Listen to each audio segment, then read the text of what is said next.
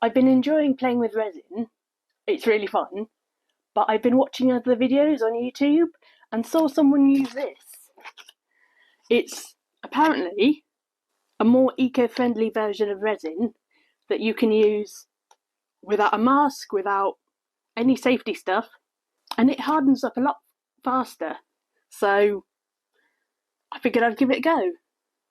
I got myself a big bag of plaster of Paris as well, so I can have a test with a nice control and see which one I'm gonna have more fun with.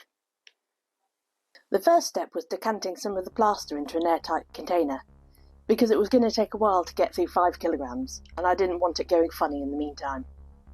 I heat sealed the bag, but it took a couple of tries to get it right. It needs to heat up a bit. Because both of these powders work by weight, I was able to get really specific with my measurements.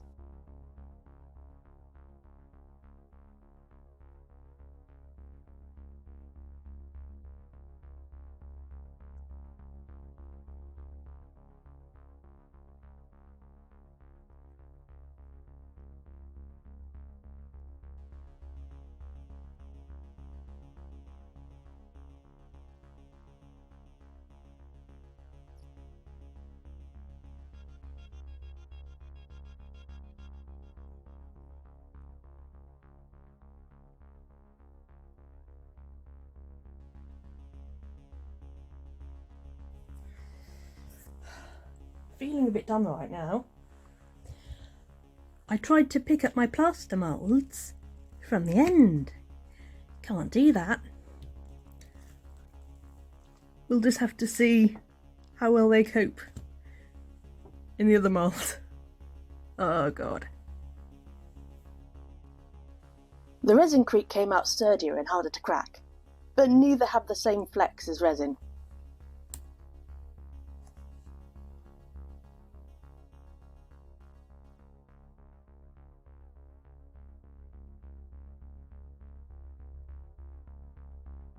I tested how Resincrete and resin adhered to each other, and the results were a bit mixed.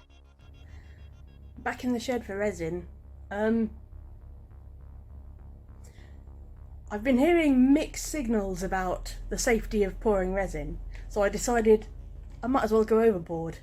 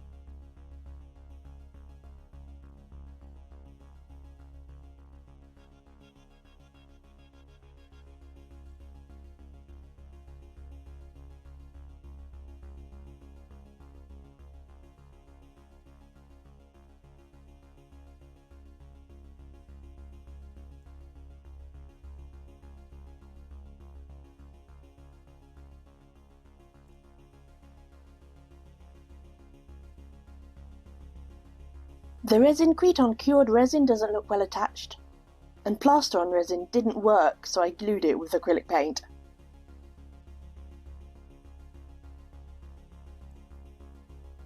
I didn't film the colour test, so I'll show you now. First one, not enough paint.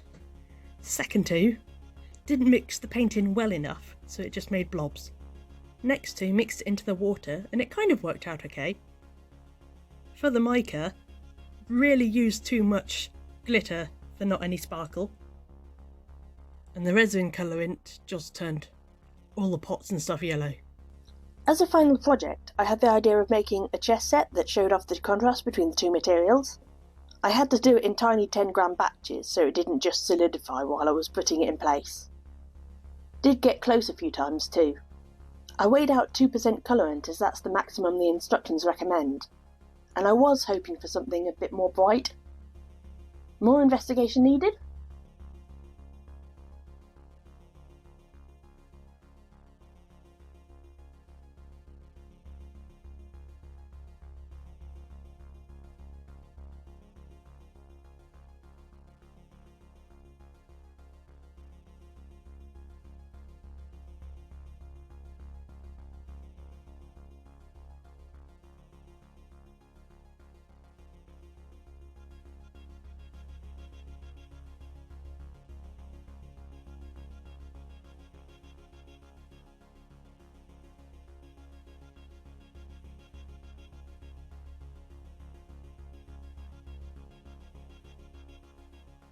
I'm thinking my moulds must be French, because they took out the king and some of his pawns.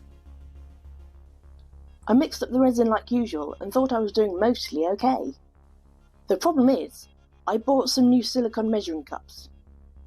The 100 and 200 milliliter markings were at 110 and 190, and I didn't put it all together till the whole thing was poured. Oop.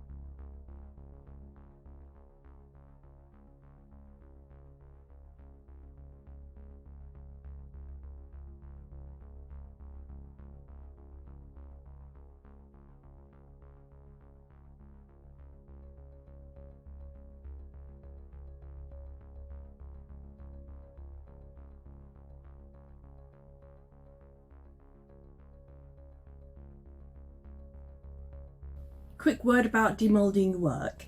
It was the first time I dealt with long, thin moulds like this, so I took a few tries to figure it out. Grease up one of your hands.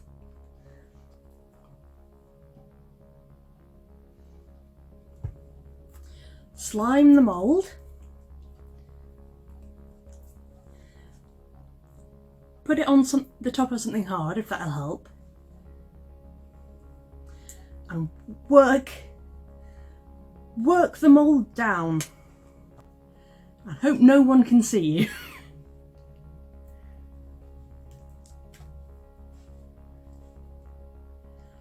With the Resincrete, it was quite delicate, so you sort of had to not pull rather and make sure to push it up.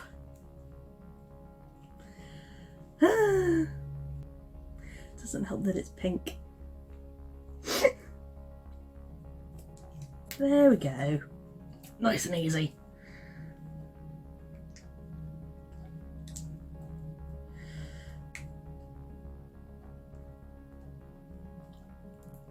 Bloop.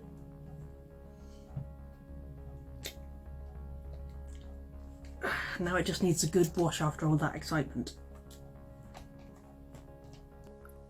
All in all, my first project with Resincrete was a bit of a mess, but it was a learning experience. This stuff has a lot of positives. It's non-toxic, you can measure it out accurately at any scale, and it's surprisingly easy to clean up. I got it on my sleeve, Mum's tablecloth, and poured a load on a duvet cover, and it all crumbled and washed off. Anything that doesn't need to be transparent or flexible is probably worth doing with this.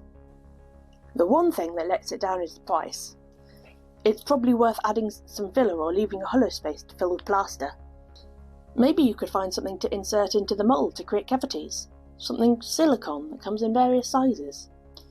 I'll have to think about that.